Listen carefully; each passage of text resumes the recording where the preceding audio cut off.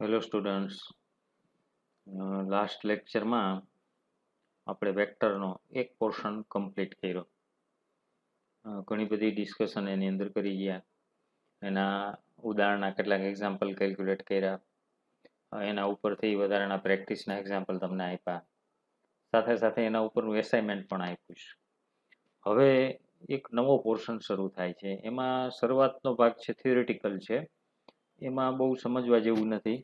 આપણે બધાની ડિસ્કશન ઝડપથી કરી લઈ છે, પણ એ તમે થોડું વાંચજો અને એની પીડીએફ મોકલું એ પ્રિપેર કરજો, બરાબર. પછી એના બીજા જે પોર્શન નાના નાના છે એના આધારે એક્ઝામ્પલ છે. એક્ઝામ્પલ વધારે ઇમ્પોર્ટન્ટ છે. એટલે થિયરી છે એ થોડી યાદ રાખવી પડે એવી છે, કારણ કે એની અંદર થોડીક નવી વાત આવે છે અને એ છેક સુધી મેથેમેટિક્સની અંદર અને ફિઝિક્સની અંદર આપણા માટે કામની છે. તો પોર્શનનું નામ છે ડિફરન્શિએશન ઓફ વેક્ટર, સદિશોનું વિકલન. વિકલન વિશે તમે 12થમાં પણ ઘણું બધું શીખી ગયા છો એટલે ખ્યાલ છે. અહીંયા થોડી વધારાની એમાં અમુક ડિસ્કશન આવે છે, અમુક બેઝિક વાત એની એ જ છે. તો વ્યવહારમાં અહીંયા આપણે ખાસ જોઈએ તો ફિઝિક્સની અંદર યંત્રશાસ્ત્રમાં સદિશોના વિકલનો કરવાની જરૂર ઊભી થાય છે, જે નીચે મુજબ મેળવી શકાય. તો વિકલન માટેની વાત, તો કાર્ટેશિયન પદ્ધતિમાં સદિશનું સમયની સાપેક્ષ વિકલન કઈ રીતે લેવું, તો આનો ખ્યાલ પણ તમે 11થની અંદર બેઝિક જોઈ ગયા છો ફિઝિક્સની અંદર અને મેથેમેટિક્સની અંદર. તો ધારો કે ત્રિપરિમાણની અંદર કાર્ટેશિયન યામ પદ્ધતિ લેવામાં આવે તો એની અંદર આપણે એક સદિશ ધારી લઈ એ. તો સદિશ એ ને આપણે એક્સ વાય ઝેડ ઘટક સ્વરૂપે દર્શાવીએ તો એને આપણે આ રીતે લખી છીએ A X I caret plus A Y જે કેરેટ પ્લસ એ ઝેડ કે કેરેટ. આની અંદર આઈ જે અને કે એ આપણા શું છે, તો કે એકમ સદિશ. તો કોઈ પણ કાર્ટેશિયન યામ પદ્ધતિમાં લ્યો તો આઈ જે કે એ તો એના એ જ રહે, એની અંદર કાંઈ ફેરફાર થતો નથી, અથવા તો સમયની સાથે અચળ રહે છે. આ બધી બેઝિક વાત છે. હવે આવું આપણે થોડું એક નાની એવી ફિગર ડ્રો કરીને એના ઉપરથી લઈ.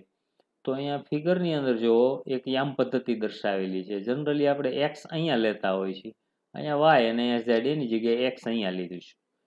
તો આ વાય અને ઝેડ યામની અંદર આ વક્ર એટલે એક માર્ગ બતાવેલો છે. તો આ માર્ગ ઉપર આપણે આમ આગળ વધીએ તો એમાં એક બિંદુ અહીંયા આપણે વિચારી લઈએ P1 ધારો કે, તો એનો સ્થાન સદિશ R1 છે. એટલે આકૃતિ સમજી લ્યો એટલે એનું વર્ણન પણ લખી શકો અને ડ્રો કરવામાં મુશ્કેલી થાય નહીં. એવી જ રીતે અહીંથી ગતિ કરીને તમે અહીંયા પહોંચો તો અહીંયા એક બીજું બિંદુ P2 છે એમ માનો, તો એનો સ્થાન સદિશ છે R2 છે. હવે એના એકમ સદિશો y માટે જે કેરેટ કહેવાય, x માટે i કેરેટ કહેવાય અને z માટે કે કેરેટ કહેવાય. આટલી વાત થઈ. તો અહીંયા આપણે કીધેલું છે કે ધારો કે એક પદાર્થ કણનો ગતિમાર્ગ કાર્ટેશિયન યામ પદ્ધતિમાં આકૃતિ 1માં દર્શાવ્યા પ્રમાણેનો છે. તો આ કાંઈ આપણે ગોખવું પડે નહીં. હવે T1 અને T2 સમયે પદાર્થ કણના સ્થાન અનુક્રમે સ્થાન સદિશ R1 અને R2 છે. એટલે T1 સમયે કણનો સ્થાન સદિશ R1, T2 સમયે કણનો સ્થાન સદિશ R2 છે. તો R1 ને R2 ને કઈ રીતે રિપ્રેઝેન્ટ કરાય એ પણ આપણે જાણીએ છીએ કે R1 એટલે x1 i caret, y1 j caret, z1 k caret. Generally આપણે સ્થાન સદિશ R લેતા હતા અને R હોય તો x i caret, y j caret, z k caret એવું લખતા હતા. અહીંયા R1 લીધો છે અલગ કરવા માટે, તો આપણે અહીંયા 1 1 1 એવું નામ આપ્યું. એવી રીતે R2 તો x2 i caret plus y2 j caret plus z2 k caret. હવે આગળ અહીં સ્થાન સદિશના ઘટકો સમય સાથે બદલાય છે, પરંતુ i j અને k એકમ સદિશો સમય સાથે બદલાતા નથી. આગળ ઉપર જોઈ ગયા એવી જ વાત કે i j k એની અંદર ફેરફાર ના થાય. x1 તો એનો ઘટક થયો કહેવાય. અહીં કીધું ઘટક સમય સાથે બદલાય એટલે x1 ઈ ઘટક કહેવાય બદલાણ.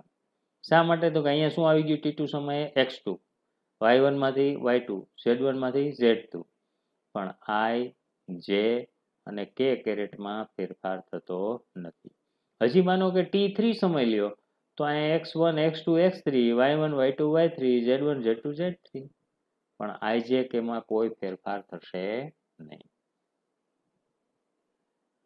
સમીકરણ 1 વડે દર્શાવેલ સદિશ માટે સદિશ કયો લીધો તો આપણે સમીકરણ 1 માં સદિશ a, તો એને ઘટક સ્વરૂપે લીધો તો axi caret plus ayj caret plus azk caret.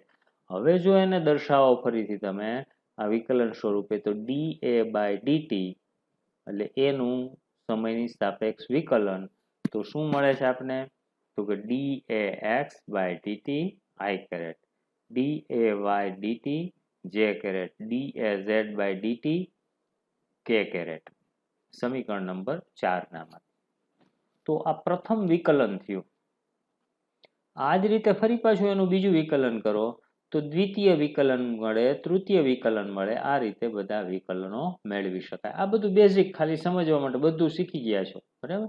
એટલે આમ તો તમને મટીરિયલ આપી દીધું હોય તો આની ઉપરથી તમે બધું વાંચીને તૈયાર કરી શકો છો, પણ આપણે એક નજર નાખી લઈશું।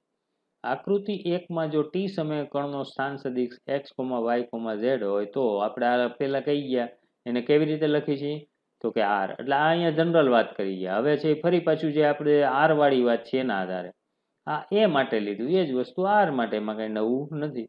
તો અહીંયા ax ay az લીધો તો અહીંયા xi caret yj caret zk caret, તો dr બાય dt, તો dr બાય dt ને આપણે શું કહી છીએ તો કે સ્થાનનું સમયની સાપેક્ષ વિકલન, એટલે આપણે વેગ નામની રાશિ આપે છે, તો એ dr બાય dt એટલે v। તો આનું વિકલન લ્યો તો dx બાય dt, આનું વિકલન dy બાય dt, આનું વિકલન dz બાય dt। તો dr બાય dt એટલે v હતું, dx બાય dt તો એ v વેગનો x ઘટક થયો એટલે vx કહેવાય, dy બાય dt એટલે y ઘટક અને dz બાય dt એટલે z ઘટક। તો આપણે આગલી જે આ ફોર્મ્યુલા છે અને vx અને vy અને vz સ્વરૂપે લખી તો આવું લખી શકાય, v equal to vxi caret, vyj caret, vzk caret, જ્યાં vx બરાબર વેગનો x દિશામાંનો ઘટક છે અને એને dx બાય dt તરીકે ઓળખાવી। એવી જ રીતે vy એટલે dy બાય dt જે y દિશાનો ઘટક છે, vz એ dz બાય dt જે z દિશામાંનો ઘટક છે। હવે સમીકરણ 5 નું ફરી પાછું સમયની સાપેક્ષ વિકલન કરી, કે પેલું છે r, એનું સમયની સાપેક્ષ વિકલન કર્યું તો v મળ્યું, vની સમયની સાપેક્ષ વિકલન કરી તો શું મળે આપણે તો પ્રવેગ નામની રાશિ મળે જાણી છે। તો આનું વિકલન તો dv બાય dt શું થશે dv બાય dt, આનું વિકલન dx by dt, dy by dt, dz by dt, dvz by dt। તો આ બધા vy અને vz ઘટકના વિકલન થયા। અહીં dvx બાય dt ને શું કહેવાય તો કે એનો પ્રવેગનો x દિશાનો ઘટક, જેમ અહીંયા લીધું હતું vx શું તો વેગનો x દિશાનો ઘટક, એવી રીતે આ પ્રવેગનો x દિશાનો ઘટક। એવી જ રીતે dv બાય dt ay, તો ay એટલે શું y દિશાનો ઘટક અને આ z દિશાનો ઘટક, એટલે r આવ્યું પેલા એનું વિકલન લીધું v મળ્યું ઘટક સ્વરૂપે દર્શાવ્યા, એવી જ રીતે v નું વિકલન લીધું પ્રવેગ મળ્યો એને ઘટક સ્વરૂપે દર્શાવ્યા। તો આ બધી વાત છે એ બહુ સરળ છે અને આરામથી તમે લખી શકો। હવે કેટલાક વિકલનના સૂત્ર આ કાંઈ આપણે સાબિત કરવાના નથી, પણ એનો આગળ ઉપર ક્યાંય એક્ઝામ્પલમાં ઉપયોગ થાય તો આપણે ખ્યાલ રહે એટલા માટે।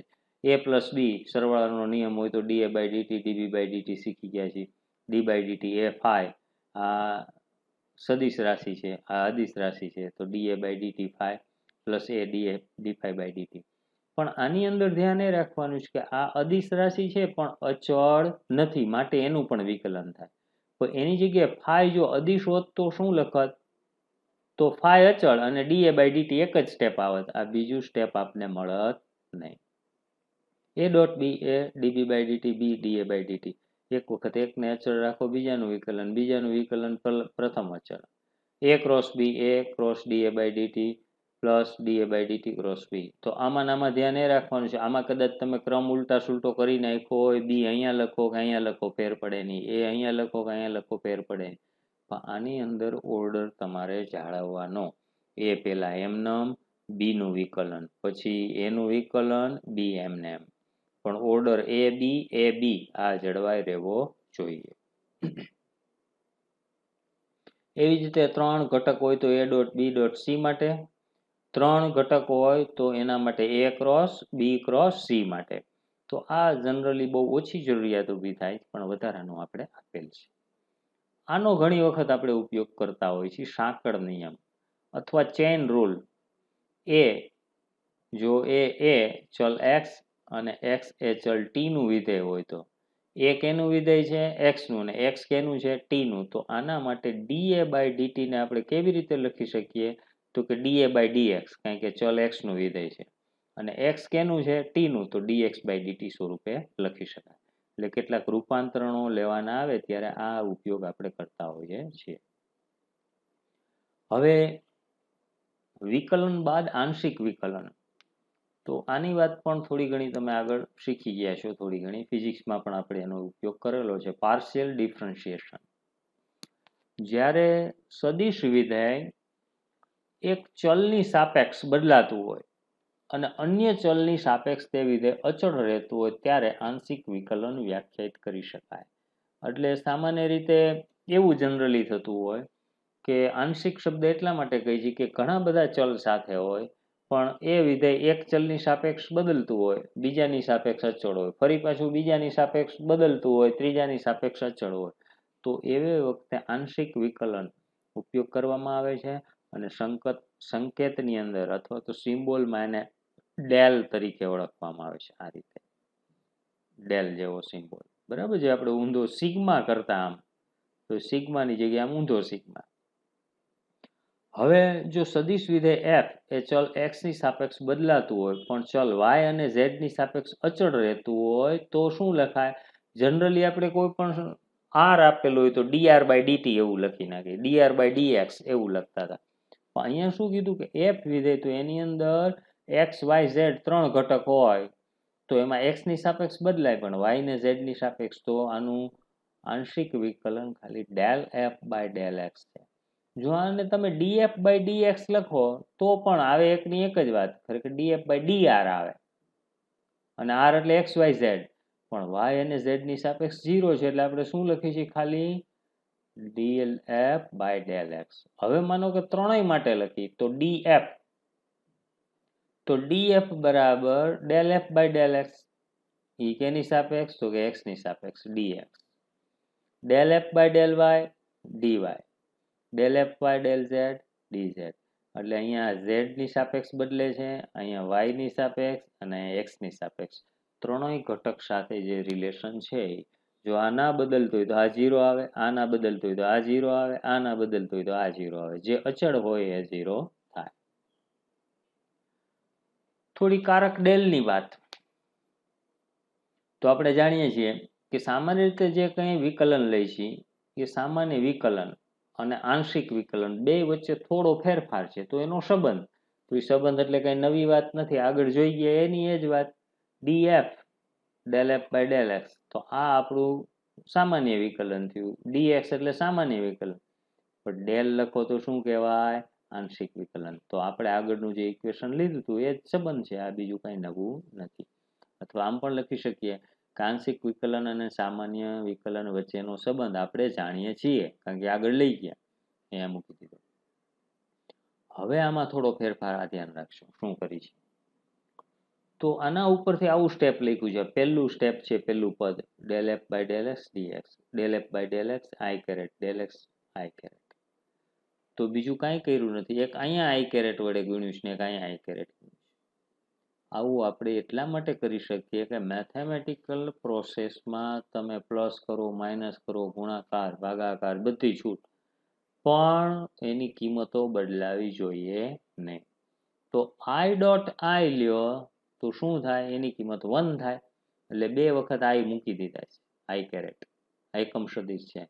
કારણ કે a ડોટ b એટલે ab cos થીટા આગળ ઉપર જોઈ ગયા છીએ, અને ab cos થીટા માટે અહીંયા છે આપણે a ની જગ્યાએ i કેરેટ લીધું છે, b ની જગ્યાએ i કેરેટ લીધું છે.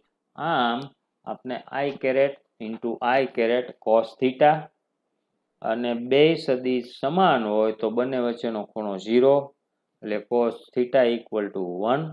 આઈ કેરેટની કિંમત 1, બીજા આઈ કેરેટની કિંમત 1 અને ત્રીજું કોસ થીટા વળી 1 મળી, એટલે 1 × 1 × 1 એટલે હતા ત્યાં આવી ગયા. એટલે આવું આપણે વધારાનું લખ્યું છે. આનાથી કાંઈ આમાં ને આમાં કિંમતમાં ફેરફાર પડતો નથી. આવી જ રીતે આના માટે લખી શકો, આવી જ રીતે આના માટે. એટલે અહીં જે કેરેટ કે કેરેટ લખ્યું છે. હવે આમાંથી અમુક પદ છે ને આપણે અલગ લઈ લઈએ.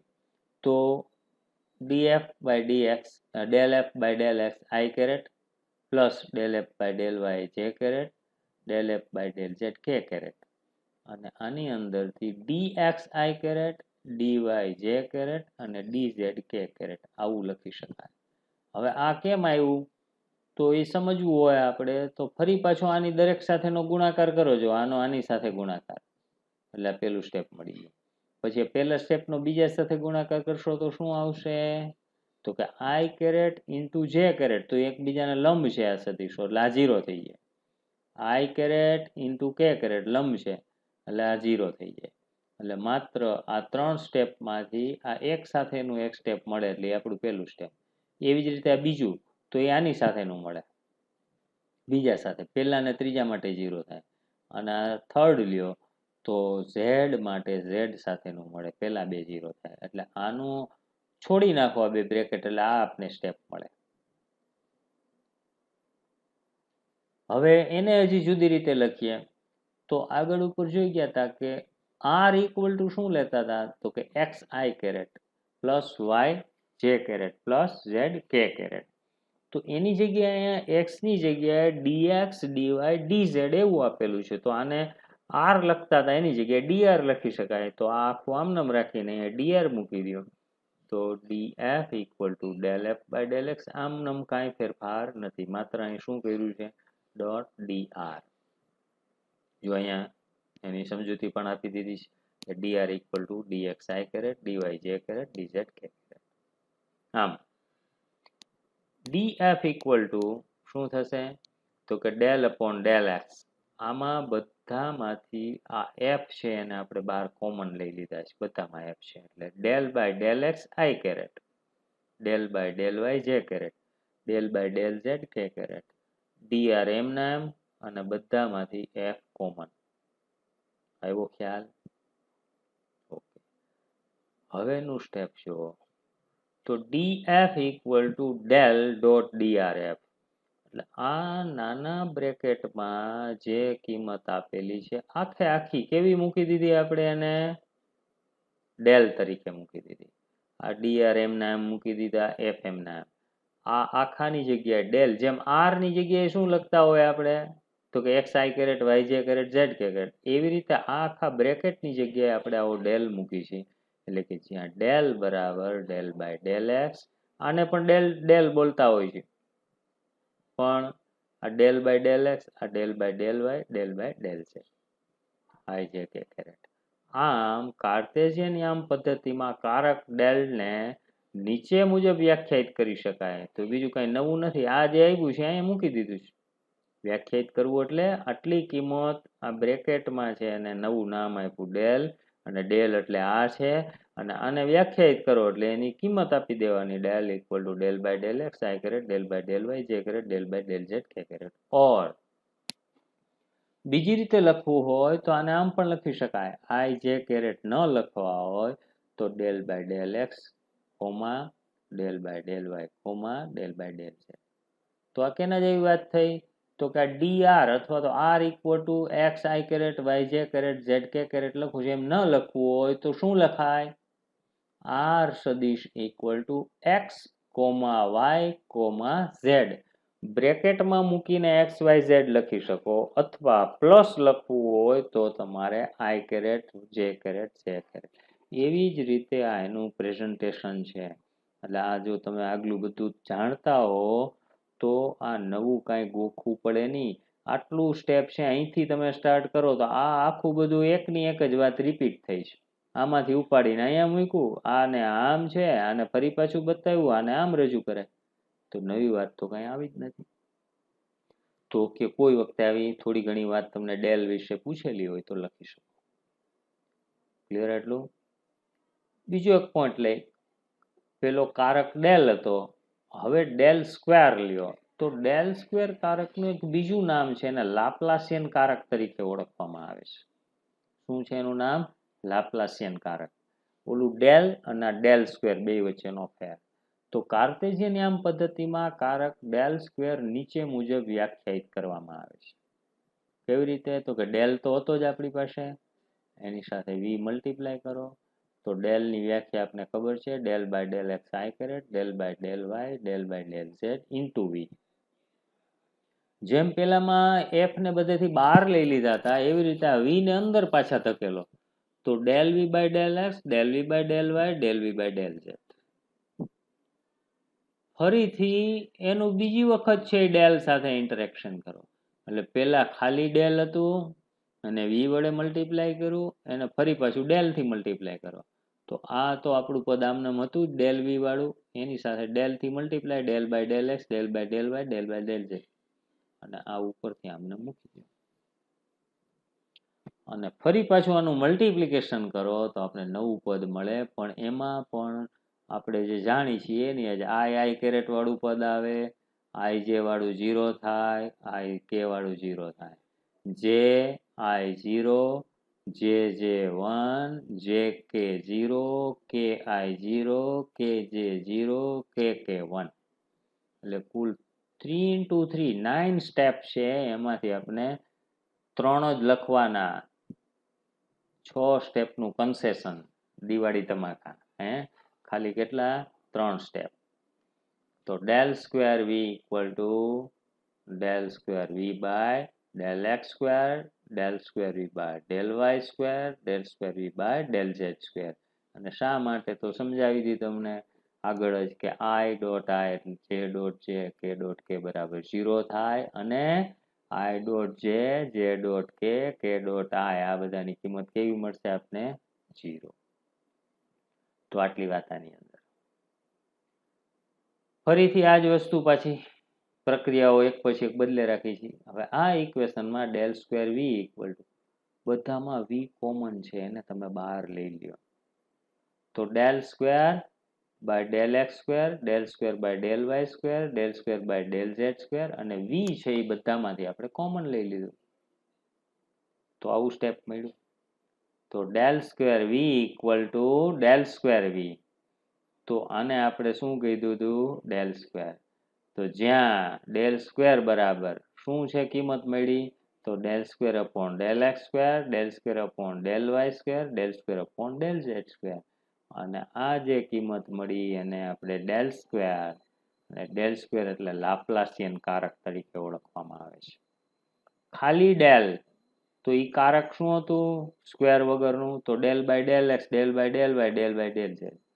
અને આઈ જે કે કેરેટ અહીંયા લખવા જરૂરી હતા, આમાં આઈ જે કેરેટ આવતા નથી. માત્ર ડેલ સ્ક્વેર ઇક્વલ ટુ બધા સ્ક્વેર, કારણ કે કોઈ પણ સદિશનો ગુણાકાર તે જ સદિશ સાથે લ્યો તો આઈ ઇન્ટુ આઈ, જે ઇન્ટુ જે, કે ઇન્ટુ કે એટલે 1 થઈ જાય. માટે આની અંદર આઈ જે કે લખવાની જરૂર નથી, જ્યારે ખાલી ડેલની અંદર આઈ જે કે આવતા હતા. તો આટલી વાત લાપ્લાસિયન કારક. ક્યારેક આ પણ નાનો ક્વેશ્ચન તરીકે પૂછવું હોય, અથવા 2-3 નાના નાના મુદ્દા ભેગા કરીને પૂછે કારક અને ડેલ્ટા લાપ્લાસિયન કારક વિશે સમજૂતી આપો અથવા ટૂંકમાં જણાવો, તો આગળની આ ચર્ચા કારકની કરવાની ડેલ તરીકે, અને પછી આ કારક ડેલ સ્ક્વેરની વાત કરવાની. તો આટલી ચર્ચા. થોડી એક વધારાની આખી વર્ણનાત્મક વાત છે, એમાં બહુ કઈ નવું નથી, ખાલી સમજવા પૂરતું છે. આ લખવામાં તકલીફ થાય, આવું લખવાનું હોય ત્યારે, એટલે એના કરતા મેથેમેટિકલ સ્ટેપ તમે સરળતાથી લખી શકો. ક્ષેત્ર એટલે ફિલ્ડ શું છે ખરેખર ક્ષેત્ર? એના બે પ્રકાર આપણે અહીં છીએ.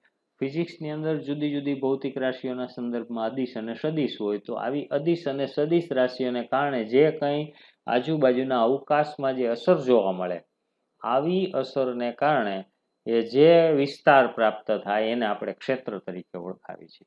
તો જોઈએ ફરી પાછું, કેટલીક વાર અદિશ અને સદિશ રાશિઓ અવકાશમાં વિસ્તરેલી જોવા મળે છે, જેની અસર અવકાશમાં જુદા જુદા બિંદુએ અલગ અલગ પણ હોઈ શકે.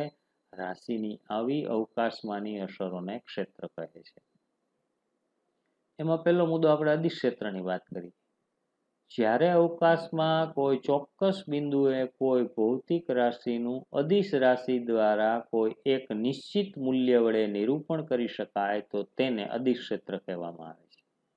અવકાશની અંદર ભૌતિક રાશિ એનું નિશ્ચિત મૂલ્ય તમે દર્શાવી શકો કે આ બિંદુએ આનું મૂલ્ય આટલું છે. તો આવિએશન, દાખલા કે પોટેન્શિયલ, વિદ્યુત સ્થિતિમાનની વાત કરતા હોય તો કોઈ વીજભારને કારણે અહીંયા પોટેન્શિયલ કેટલું, તો આપેલા બિંદુએ શું થાય, એની અસર થાય. તો અહીંયા પોટેન્શિયલની અસર કેટલી, તો એ એનું અદિશ ક્ષેત્ર થયું, અદિશ રાશિ છે માટે. ધારો કે અહીંયા તાપમાનનું ઉદાહરણ લીધું છે, તો ઓરડામાં જુદા જુદા બિંદુએ તાપમાન માપવું છે, જેના માટે કોઈ દિશાની જરૂર પડતી નથી, કારણ કે તાપમાન અદિશ રાશિ છે. આ ક્ષેત્રમાં જો કોઈ નિશ્ચિત બિંદુએથી કાલ્પનિક પૃષ્ઠ દોરવામાં આવે તો દરેક બિંદુ ભૌતિક રાશિનું મૂલ્ય સમાન રહે. દાખલા તરીકે અહીંયા કોઈ આપણે લેમ્પ અથવા તો મીણબત્તી કેવો સોર્સ રાખેલો છે, બર્નર રાખેલું છે, તો એની અંદરથી બધી ઉર્જા, હીટ એનર્જી નીકળે છે, અને પછી તાપમાન માપી તો આ બિંદુએ તાપમાન વધારે હોય, આ બિંદુએ ઓછું હોય, આ બિંદુએ ઓછું હોય. પણ બધી બાજુ કાલ્પનિક પૃષ્ઠની કલ્પના કરો તો આજુબાજુના બધા એરિયામાં અહીંયા જેટલું તાપમાન હોય એટલું અહીંયા હોય, એટલું અહીંયા હોય. આવી વાત કરવાની છે. આવા બીજા ઉદાહરણ લીધા. તાપમાન તો એ પણ અદિશ રાશિ. વિદ્યુત સ્થિતિમાનની વાત આપણે કરી કે આવી રીતે ઘનતા, દબાણ, ગુરુત્વીય સ્થિતિમાન, આ બધી રાશિ કેવી છે, અદિશ રાશિના. એના કારણે જે અસરો ઉત્પન્ન થાય છે એને અદિશ ક્ષેત્ર કહેવામાં આવે. બીજું કાંઈ છે નહીં. અદિશ રાશિની ખબર છે, આપને ક્ષેત્રની ખબર છે, બે ભેગું કરી દો એટલે અદિશ ક્ષેત્ર. એવી રીતે સદિશ રાશિની ખબર છે, એના માટેનું ક્ષેત્ર અથવા એની અસર એટલે સદિશ ક્ષેત્ર.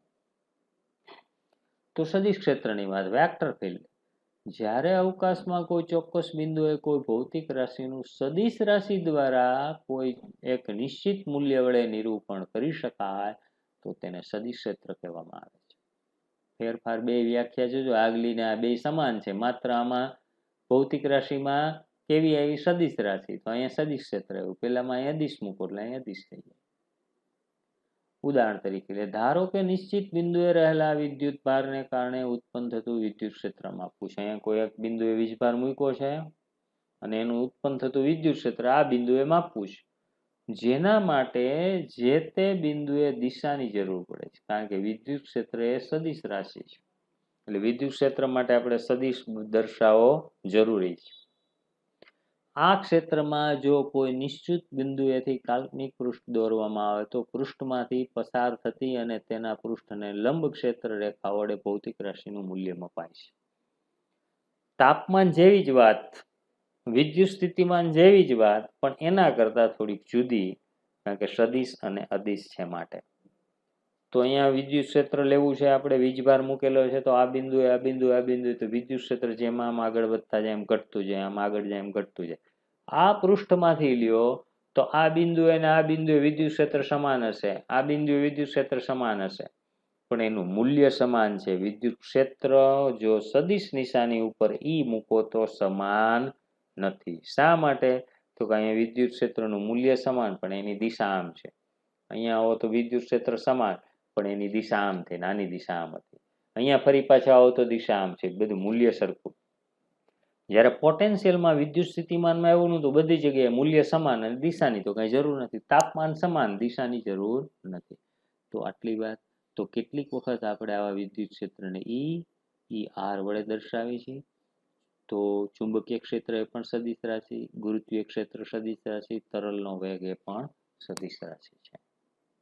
તો આટલું આજે આપણે રાખીએ. આખો નવો ટોપિક ફરીથી જોઈ લ્યો. કેટલી ચર્ચા કરી ગયા, આમ ઘણું બધું લાગશે પણ એમાં કાંઈ છે નહીં, માત્ર વર્ણન છે. સદિશોનું વિકલન, વિકલન શું છે એની થોડીક ચર્ચા, એક આકૃતિ દ્વારા થોડી ચર્ચા, અને એના કેટલાક સૂત્રોની વાત. ત્યાર પછી આંશિક વિકલન સમજાવવાનું, કારક ડેલ સમજાવવાનું, કારક ડેલ સ્ક્વેર કે જેને આપણે લાપ્લાસિયન કારક, અને છેલ્લે ક્ષેત્રની વાત, અદિશ ક્ષેત્ર અને સદિશ ક્ષેત્ર. તો આટલું બધું બરાબર તૈયાર કરજો. નેક્સ્ટ ટાઈમ આગળ ઉપર છે એક્ઝામ્પલ માટે જરૂરી એવા મુદ્દાની ચર્ચા કરશું, અને એમાં ખાસ કરીને 3 આપણે પોઈન્ટ ચર્ચા કરવાનું છે. એક વાત આવે છે ગ્રેડિયન્ટની, બીજી આવે છે ડાયવર્જન્સની અને ત્રીજી કર્લની. ત્રણેય વસ્તુ તમે ક્યાંક ને ક્યાંક થોડી ઘણી શીખી ગયેલા છો, પણ આપણે એક્ઝેક્ટ એના આઈડિયા ના હોય એ અહીંથી ફરી પાછું રિવાઇઝ કરવાનું છે ને એના પરના એક્ઝામ્પલ છે. એટલે એક્ઝામ્પલની પ્રેક્ટિસ કરો તો બહુ સરળ છે. તો આટલું આપણે અહીંયા રાખી છીએ. સારું, તૈયારી કરજો. ઓકે, આવજો.